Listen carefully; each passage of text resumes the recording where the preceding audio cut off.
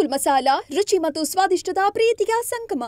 Covid ಕಾಲದಲ್ಲಿ ಹಗರಣ ಆಗಿದೆ ಅನ್ನುವಂಥ ಆರೋಪದ ಮೇಲೆ ನ್ಯಾಯಮೂರ್ತಿ ಮೈಕಲ್ ಡಿ ಕುನ್ ಅವರು ವರದಿಯನ್ನು ಕೊಟ್ಟಿದ್ರು. ಆ ವರದಿಯನ್ನು ಆಧರಿಸಿ ಈಗ ರಾಜ್ಯ ಸರ್ಕಾರ ತನಿಖೆಗೆ ಮುಂದಾಗಿದೆ. FIR ಕೂಡ ಆಗಿರುವಂಥದ್ದು. ಇದ್ರ ಬಗ್ಗೆ ಮಾತಾಡಲಿಕ್ಕೆ ನಮ್ಮ ಜೊತೆ ಇದ್ದಾರೆ ಮಾಜಿ ಮುಖ್ಯಮಂತ್ರಿಗಳಾದಂತಹ ಜಗದೀಶ್ ಶೆಟ್ಟರ್ ಅವರು.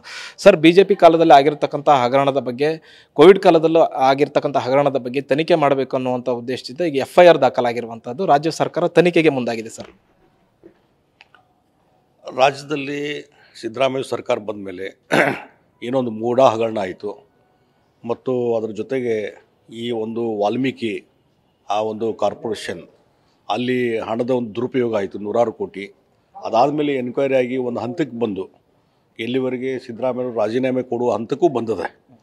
ಆ ಹಿನ್ನೆಲೆಯಲ್ಲಿ ಇವತ್ತು ಭಾರತೀಯ ಜನತಾ ಪಾರ್ಟಿ ಲೀಡರ್ಸ್ ಮೇಲೆ, ಹಿಂದೆ ಮುಖ್ಯಮಂತ್ರಿ ಇದ್ದಂಥವರು ಮತ್ತು ಅಲ್ಲಿ ಇದ್ದಂಥ ಸಚಿವರ ಮೇಲೆ ಒಂದು ರಾಜಕೀಯ ದ್ವೇಷವನ್ನು ಮಾಡಲಿಕ್ಕೆ, ಅದಕ್ಕೊಂದು ಏನೋ ಒಂದು ಕೌಂಟರ್ ಮಾಡಬೇಕು ಅನ್ನುವಂಥ ಹಿನ್ನೆಲೆ ಇಟ್ಟುಕೊಂಡು ಈಗ ಜಸ್ಟಿಸ್ ಕುನ್ನಾ ಅವರದು ಇನ್ನೂ ವರದಿ ಪರಿಪೂರ್ಣವಾದಂಥ ವರದಿ ಇನ್ನೂ ಕೊಟ್ಟಿಲ್ಲ.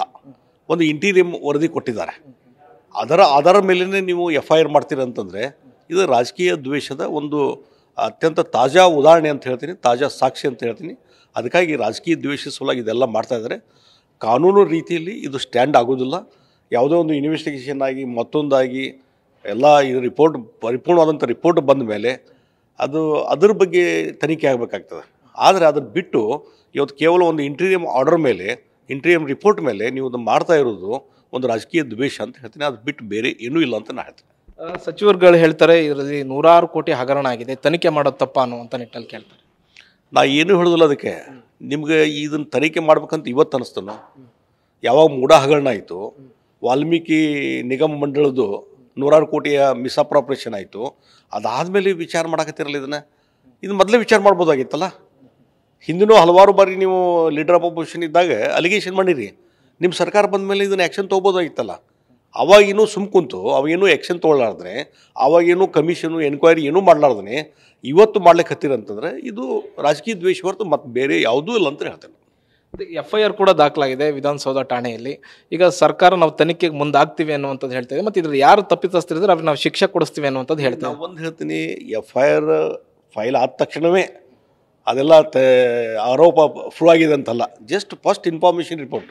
FIR means first information report ಅಷ್ಟೇ. ಹೀಗಾಗಿ ಅದರ ಆಧಾರ ಮೇಲಿಂದ FIR ಆಗಿದೆ, ಅದಕ್ಕೆಲ್ಲ ಭಾಳ ಇದು ಗಂಭೀರವಾಗಿ ತೆಗೆದುಕೊಳ್ಬೇಕನ್ನೋ ಪ್ರಶ್ನೆಯೇ ಇಲ್ಲ. ಅದಕ್ಕಾಗಿ ಇದನ್ನು ಮಾಡೋದಾಗಿದ್ದರೆ ತನಿಖೆ ಮೊದಲೇ ಮಾಡ್ಬೋದಾಗಿತ್ತು, ಅದು ಮಾಡಿಲ್ಲ. ಹಾಗಾಗಿ ಇವತ್ತು ಭಾರತೀಯ ಜನತಾ ಪಾರ್ಟಿ ಯಾವುದೇ ತನಿಖೆಯನ್ನು ಎದುರಿಸಲಿಕ್ಕೂ ತಯಾರಿದ್ದಾವೆ ಮತ್ತು ಇದು ಲೀಗಲಿ ಸ್ಟ್ಯಾಂಡು ಆಗೋದಿಲ್ಲ ಅಂತ ನಾನು ಹೇಳ್ತೀನಿ. Okay sir, thank you.